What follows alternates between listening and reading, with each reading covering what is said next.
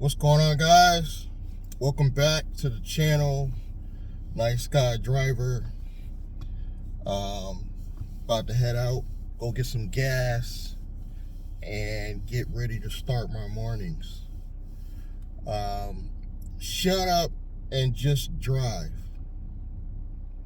This is what the CEO of Uber, I don't even want to try to pronounce his name because I'll get it wrong, but most of you know who I'm talking about.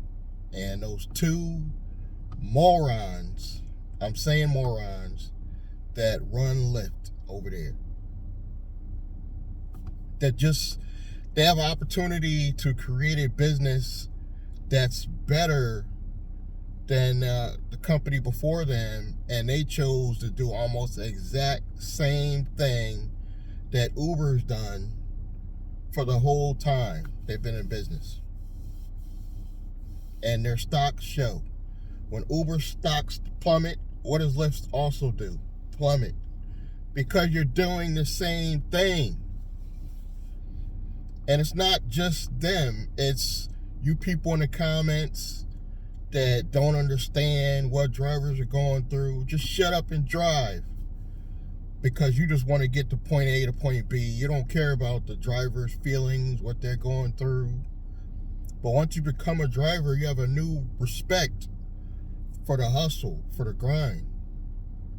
And it's just crazy that people will say in the comments, just shut up and drive. You know, any job you have, you might not necessarily like. So why are you not allowed to, you're allowed to complain about your regular job, but why, as a rideshare driver, do people not want you to complain? You know, and some people get in my comments and be like, let's show the positive side of rideshare. There ain't that much. There ain't that much positivity with rideshare.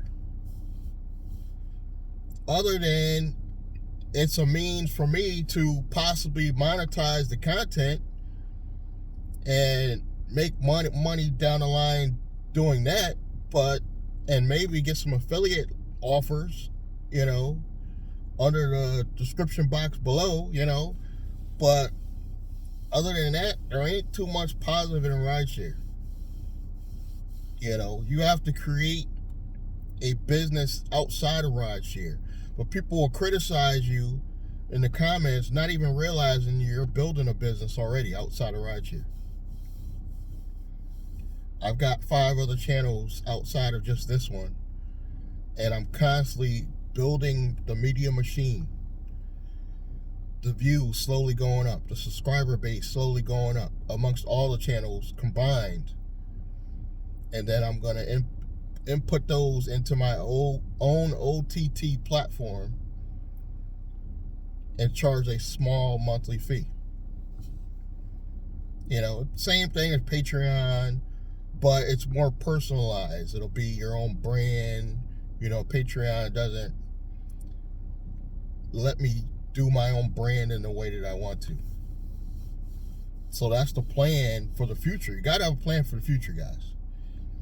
Rideshare can't be your only hustle. You got to treat rideshare what it is, a part-time hustle. It can be your main hustle, but you got to have other stuff going outside of just rideshare. Rideshare right now is my main hustle. I'm not going to lie to you guys. But I am bringing in a few affiliate dollars. You know, I am bringing in some few dollars from my strategy sessions, where people ask me questions about getting into business, mainly the wireless cell phone industry. I've been in the wireless cell phone industry online and off for over 20 years. So just being able to be older than some of these younger people asking for help, you're able to help. You have knowledge. You know, and then I've been in rideshare as long as some of these quote unquote gurus, I guess. I've been doing rideshare since 2018, for those of you who don't know my story. And I did stop. I quit in 2020 late 2020 during the pandemic.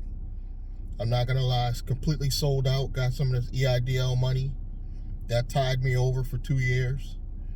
That EIDL money tied me over, and I do realize it's somewhat of a trap because they try to get you into more debt. But as long as you're trying to build something outside of just rideshare, you won't stay in that trap. Because I'm not letting them put me in that trap while I stay in that constant loop of being in debt. Because I do owe a loan. I owe an SBA loan, $72,000. With interest, they're gonna pound on the interest. But what I have to do is create another form of income to combat that. So I'm not in this constant loop of just being in debt. And that's where media comes in. So instead of you people in the comments hating, they should actually be trying to use their YouTube channels to create some type of content, and stop just consuming content and become a creator, and possibly they could do the same thing. You can't just hate on people all the time without understanding them. This is one of the reasons why I never go on, even though we all have our opinions. I get it. We all have our opinions.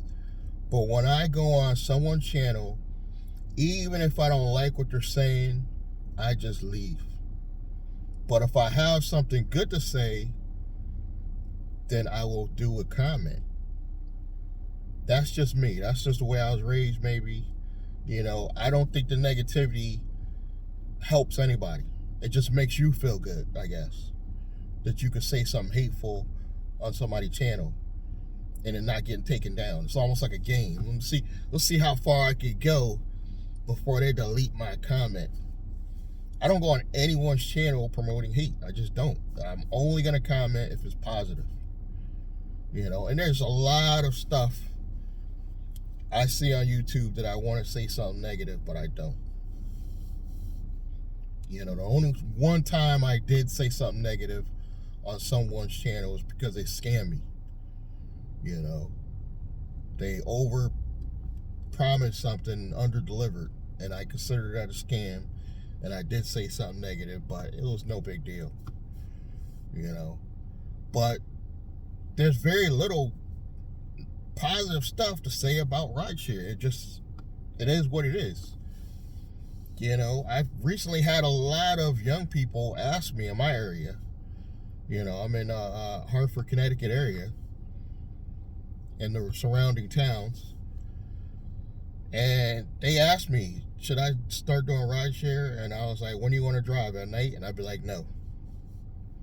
In my opinion, only maybe early mornings and afternoons.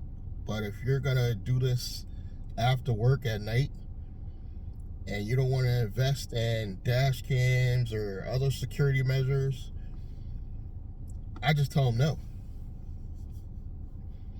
And I got a video coming up, I don't know if it's before or after this video, talking about the corruption that DoorDash is doing, trying to talk content creators into saying just positive stuff.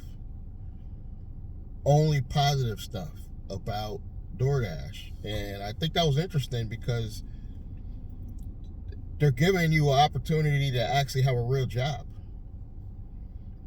So do you sell out or you don't sell out? Because they're giving you a steady stream of income, depending on what the deal is. I shouldn't say that, because the video I got coming up, I think before this one, I think it talks about a girl that got offered a really bad contract. She was only going to make, for every sign up, maybe like $100, and they were going to throw her perks like certain tickets or whatever. I don't think that's worth it. But if they were to offer you, say, $50,000 to $100,000 a year to just promote positive content about their service and get drivers to sign on, would you do it? And a lot of people, I think, would sell out and do it because it pays more than rideshare. You gotta love rideshare for this to be appealing. You really do. I must even like it. as much as I complain, I must be a part of me that loves doing rideshare, because I keep doing it. You know, it's almost like that's what Uber's ultimate plan is, to get you in this loop where you don't want to leave. But trust me, I am leaving. I left in 2020. The only reason why I came back is things were getting slow on the online market.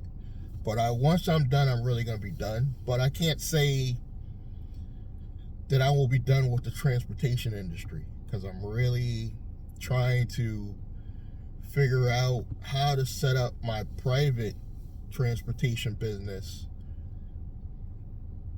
to be efficient enough where I can bring on other drivers, kind of get myself out of it, and keep the wheel going where drivers will sign on drivers, you know, and kind of eliminate Uber and Lyft altogether and do like a transportation local service,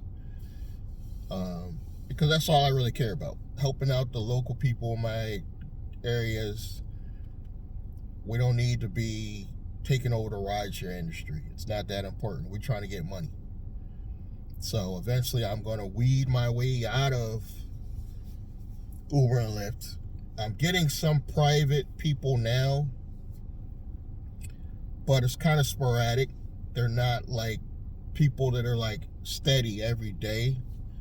So I'm thinking about possibly going to, once I structure everything that I want it structured a certain way. I'm thinking about setting up a new LLC under my main business, just for rideshare, for safety reasons. Hit me in the comments if you got advice for me. You know, I got my own thoughts, but you know, everybody has their own opinion. And anything in transportation is high risk. That's the reason why I'm thinking about segmenting the ride part of it totally separate from my main business. You know, but you guys let me know what you think. I greatly thank the people that have been riding with me, giving me support, helping this channel grow. There's going to be complaining about Uber and Lyft on this channel, but I'm going to try to give you a more positive spin going into the future. Click that bell icon, subscribe, like, comment, and I'm going to catch you guys in the next one. Thank you.